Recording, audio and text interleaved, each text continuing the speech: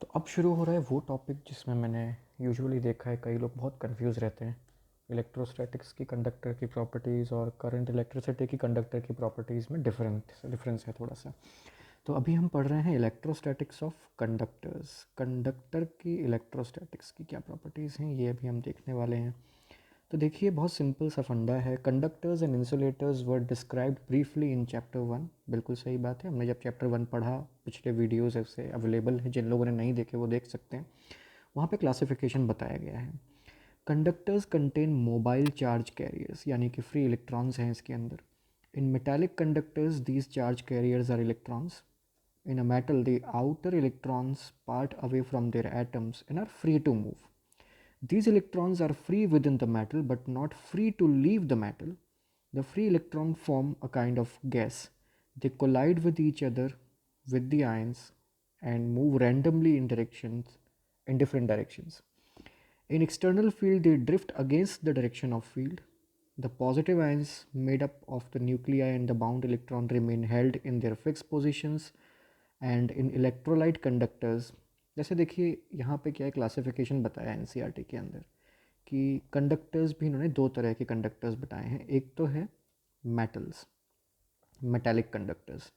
Metallic conductors के अंदर जो चार्ज कैरियर्स हैं, एनसीईआरटी के पेज 61 पे ये बता रखा है कि ये जो चार्ज कैरियर्स हैं ये हैं फ्री इलेक्ट्रॉन्स। फिर यहाँ बात ख़त्म नहीं होती है, फिर बात होती है इलेक्ट्रोलिटिक कंडक्टर्स की। The charge carriers are both positive and negative ions, but the situation in this case is more involve. The movement of the charge carriers is affected both by the external electric field and also by the so-called chemical forces.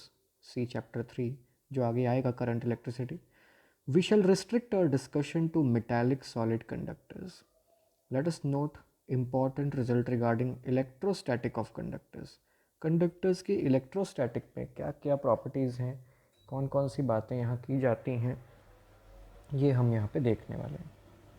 तो सबसे पहले बात हो रही है inside a conductor electrostatic field is zero. किसी conductor के अंदर इलेक्ट्रोस्टैटिक फील्ड ज़ीरो होती है। कंसिडर अ कंडक्टर न्यूट्रल और चार्ज, देयर में also be an external electrostatic field. In the static situation, when there is no current inside or on the surface of the conductor, the electric field is zero everywhere inside the conductor. This fact can be taken as the defining property of a conductor. जब charge rest पे है, जब free electrons किसी particular direction में drift नहीं कर रहे हैं, ओवरऑल उनका मोशन इफ़ेक्टिवली ज़ीरो है, तो उस कंडीशन में कंडक्टर में हर जगह अंदर इलेक्ट्रिक फील्ड कितनी होगी, ज़ीरो होगी। A conductor has free electrons as long as electric field is not zero, the free charge carriers would experience force and drift. In the static situation the free charge have so distributed themselves that the electric field is zero everywhere inside. So electrostatic field is zero inside the conductor. अब इसका जो reason यहाँ बताया है, दो तरह से इन्होंने बात करी है। स्टार्टिंग की लाइंस में अगर आप देखते हैं यहाँ पे, तो इन्होंने इस तरह से कहा है कि ये कंडक्टर की एक प्रॉपर्टी है कि हर जगह इलेक्ट्रिक फील्ड ज़ीरो होती है। एक स्टेटमेंट की तरह इन्होंने बात को बोला है। फिर आगे बोला कि कंडक्टर में फ्री इलेक्ट्रॉन होते हैं और जब फील्ड ज़ीरो नहीं हो तो ये फोर्स एक्सपीरियंस करते हैं और ड्रिफ्ट करते हैं, जो कि यहाँ की बात ही नहीं है, इलेक्ट्रोस्टैटिक की बात ही नहीं है।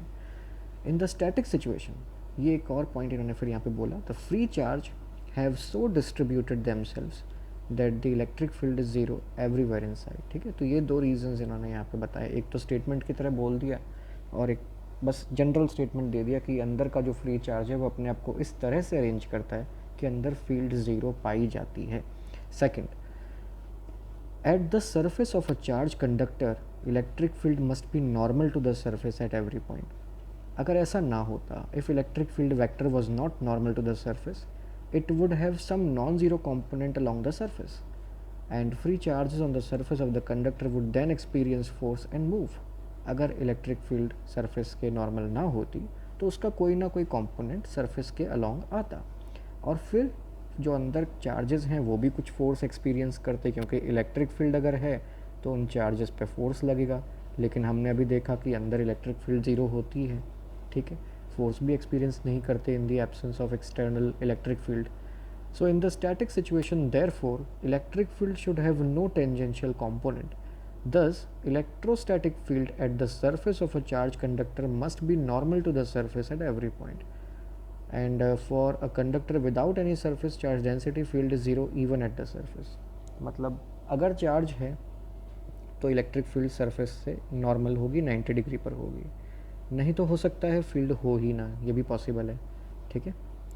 Third, the interior of a conductor can have no excess charge in the static situation. Short में बताऊँ तो किसी भी शेप का कंडक्टर ले लीजिए, उसमें जो भी एक्सेस चार्ज होगा, नॉन ज़ीरो जो भी चार्ज होगा, वो हमेशा कंडक्टर के सरफेस पे ही आपको मिलेगा. A neutral conductor has equal amount of positive and negative charges in very small volume or surface element. When the conductor is charged, the excess charge can reside only on the surface in the static situation. This follows from the Gauss law. Consider any arbitrary volume element V inside the conductor. किसी भी conductor के अंदर आपने random shape की एक volume consider कर ली, arbitrary, right. मान लीजिए ऐसा कुछ आपने लिया. And on the closed surface S bounding the volume element V, the electrostatic field is zero. इस सरफेस पर कहीं भी आप देखेंगे तो इलेक्ट्रिक फील्ड ज़ीरो है. इसका मतलब फ्लक्स ज़ीरो है. फ्लक्स ज़ीरो है, इलेक्ट्रिक फील्ड ज़ीरो है. ये सब आपस में लिंक्ड है. गॉस लॉ में आप क्या पढ़ते हो? गॉस लॉ में आप ये पढ़ते हो कि किसी भी क्लोज सरफेस का फ्लक्स कितना होता था. ये हमने पिछले चैप्टर के वीडियोज़ में देखा हुआ है. तो हम कह रहे हैं कि अंदर इलेक्ट्रिक फील्ड है नहीं, इलेक्ट्रिक फील्ड नहीं है तो फ्लक्स नहीं होगा, फ्लक्स नहीं है तो Q by epsilon not zero होगा, और Q by epsilon not zero है तो क्यू ज़ीरो है. तो यहाँ से इन्होंने लिंक करके एनसीईआरटी में इस चीज़ को समझाया है. और भी एक्सप्लेनेशंस हो सकते हैं, but these videos are about what NCERT has to say, not what other books are saying और what other people are saying. किसी एक बात को बताने के कई तरीके हो सकते हैं. एनसीईआरटी में ये तरीका है कि अंदर गॉसियन सरफेस मान के उसकी फील्ड ज़ीरो बता करके फिर फ्लक्स के साथ लिंक करके और फिर चार्ज के साथ लिंक किया है इन लाइंस में जो मैंने ब्लू कलर से अंडरलाइन करी हैं. But the surface S can be made as small as you like, that is the volume V can be made vanishingly small. This means there is no net charge at any point inside the conductor and any excess charge must reside on the surface. अब छोटा से छोटा surface ले लीजिए, उसके लिए भी अंदर इलेक्ट्रिक फील्ड ज़ीरो है, फ्लक्स ज़ीरो है, चार्ज ज़ीरो है. यानी कंडक्टर की वॉल्यूम में इनसाइड में कहीं भी कोई चार्ज एग्जिस्ट नहीं कर सकता. जो भी चार्ज आप इसको देंगे वो सरफेस पर ही जाएगा. It has no other choice. Fourth point, electrostatic potential is constant throughout the volume of the conductor. Yes, potential हर जगह सेम रहेगा. ये एक इम्पॉर्टेंट प्रॉपर्टी है कि स्टैटिक कंडीशंस में हम करंट इलेक्ट्रिसिटी की बात नहीं कर रहे हैं जहाँ बैटरी कनेक्टेड रहती है. हम स्टैटिक कंडीशंस की बात कर रहे हैं. तो कंडीशन अगर स्टैटिक है तो कंडक्टर की वॉल्यूम के हर पॉइंट पर including the surface and as well as inside the potential will remain same. फिर बोला है this follows from results 1 and 2 above. Since electric field is zero inside the conductor and has no tangential component on the surface, no work is done in moving a small test charge within the conductor. यहाँ पे बताया गया कि क्योंकि आपने अभी recently पढ़ा कि कंडक्टर के अंदर कोई इलेक्ट्रिक फील्ड नहीं होती, उसके सरफेस पे भी कोई टेंजेंशियल कंपोनेंट नहीं होता. जो भी इलेक्ट्रिक फील्ड होती है वो कंडक्टर के सरफेस पर ही होती है. अब अंदर क्या होगा? अंदर में जो चार्ज है, क्योंकि कोई फील्ड तो है नहीं, कोई फील्ड नहीं है अंदर, तो किसी फील्ड के अगेंस्ट वर्क नहीं करना पड़ेगा. वर्क डन ज़ीरो रहेगा. वर्क डन ज़ीरो रहेगा तो पोटेंशियल डिफरेंस नहीं आएगा, है ना. W/Q. work is zero, so potential difference is zero. That means the potential remains constant. That is, there is no potential difference between any 2 points inside or on the surface of the conductor. Hence the result, if the conductor is charged, electric field normal to the surface exists. This means potential will be different for surface and a point just outside the surface. कुल मिला के बात वही है कि surface के अंदर या पूरे सरफेस पर कंडक्टर के हर पॉइंट पर, कंडक्टर के हर पॉइंट पर, चाहे वो इनसाइड हो चाहे सरफेस हो, potential will remain same. In a system of conductors of arbitrary size, shape and charge configuration, each conductor is characterized by a constant value of potential, but this constant may differ from one conductor to another conductor. ठीक है, किसी conductor का 5 volt का potential हो सकता है, तो किसी दूसरे कंडक्टर का 10 हो सकता है, किसी का -10 हो सकता है, वो डिफरेंट वैल्यू डिफरेंट कंडक्टर्स के लिए हो सकती है. Next point, electric field at the surface of a charge conductor is E equal to sigma by epsilon nought. ये बहुत बड़ा रिजल्ट है कि किसी भी शेप के कंडक्टर का इलेक्ट्रोस्टैटिक कंडीशंस में सरफेस पर जो इलेक्ट्रिक फील्ड है चार्ज कंडक्टर का, वो सिग्मा बाय एप्सिलॉन नॉट है. जहाँ सिग्मा से आप फैमिलियर हो, लास्ट चैप्टर में आपने वीडियोस में देखा है, जिन लोगों ने नहीं देखा है ज़रूर देखिए. सरफेस चार्ज डेंसिटी है, एन कैप हो गई direction of unit vector normal to the surface and in the outward direction. और बेसिकली एन कैप आउटवर्ड है, तो जब सिग्मा नेगेटिव होगा तो इलेक्ट्रिक फील्ड इनसाइड भी, मतलब वो रिवर्स डायरेक्शन में रहेगी. बेसिकली वो एरो बाहर की तरह ना पॉइंट करके अंदर की तरफ पॉइंट करता वो हो सकता है. पर चलिए, टू कीप इट सिंपल, अभी हम पॉजिटिव चार्ज की बातें करते हैं.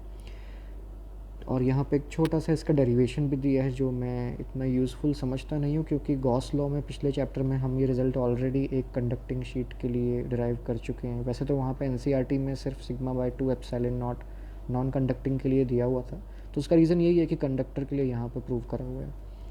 तो यही गॉस लॉ है, गॉस लॉ से डिराइव करा है इन्होंने. देखिए गॉस लॉ का स्टेटमेंट क्या था, flux is electric field into area equal to q enclosed by epsilon nought. Electric field into elemental area is q हो जाएगा sigma into same elemental area, और एरिया से एरिया कैंसिल होता है, तो इलेक्ट्रिक फील्ड की वैल्यू आती है सिग्मा बाय एप्सिलॉन नॉट. ठीक है, this is the answer of the question. Including the fact that electric field is normal to the surface, we get the vector relation, and which is true for both signs of sigma. For sigma greater than 0 यानी positive charge, electric field is normal to the surface outward, and sigma less than 0 electric field is normal to the surface inward. वही बात जो मैंने थोड़ी देर पहले आपसे बोली भी थी, वही यहाँ पे दिया है. नेक्स्ट 6 नंबर की जो प्रॉपर्टी एनसीईआरटी में दी है कंडक्टर की प्रॉपर्टीज़ के लिए, वो है इलेक्ट्रोस्टैटिक शील्डिंग. क्या प्रॉपर्टी है बच्चों? Electrostatic shielding. Consider a conductor with a cavity with no charges inside the cavity. A remarkable result is that the electric field inside the cavity is zero, whatever be the size, right? Whatever be the size,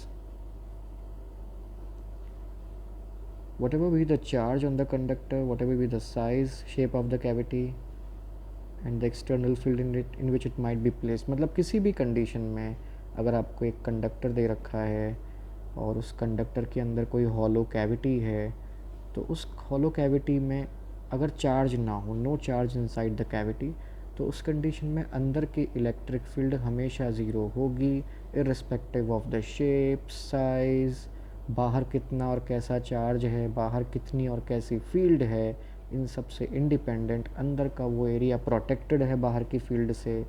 we have proved a simple case of this result already. इसके बाद में the electric field inside, basically ये जो बात कर रहे हैं ना ऑलरेडी वाली, तो ये कंडक्टर का, हॉलो कंडक्टर के इनसाइड का इलेक्ट्रिक फील्ड हमने गॉस लॉ से पहले ये प्रूव किया हुआ है बेसिकली, तो उसकी बात हो रही है. बट ठीक है, अगर आपको ध्यान नहीं है तो आप पीछे वाले वीडियोस देख सकते हैं. We have the electric field inside a charged spherical shell is zero. देखिए उसी की बात हो रही है. The proof of the result for the shell makes use of the spherical symmetry of the shell. See chapter 1. But the vanishing of electric field in the charge-free cavity of a conductor is, as mentioned above, a very general result. सिर्फ sphere के लिए हमने prove किया होगा, hollow sphere के लिए, shell के लिए, लेकिन ये एक जनरल रिजल्ट है जो कहीं भी हम यूज़ कर सकते हैं. ठीक है. A related result is that even if the conductor is charged or charges are induced on a neutral conductor,